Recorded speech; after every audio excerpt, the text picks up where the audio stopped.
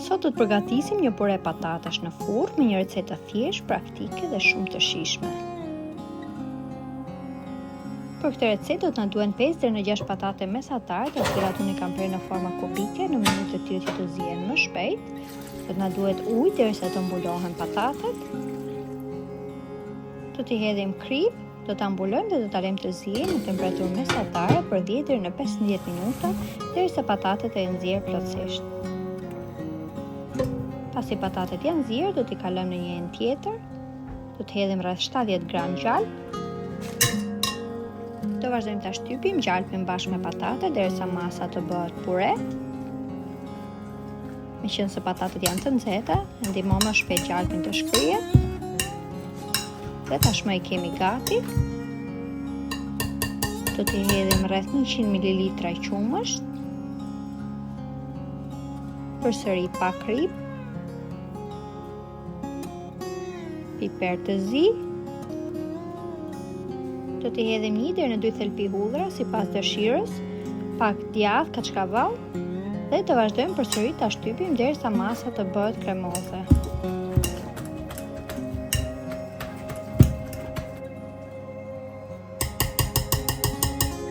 Pasi masa është bërë kremoze, të gjithë masën do ta kalojmë në një tavë.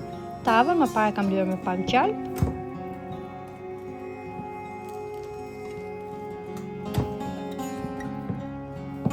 Do ta përhapim të gjithë masën në tavë. Sipër do t'i hedhim djath picash.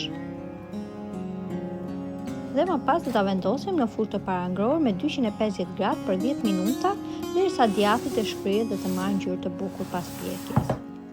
Tashmë tavën e kemi gati. Do t'i hedhim sipër majdanos sipas dëshirës.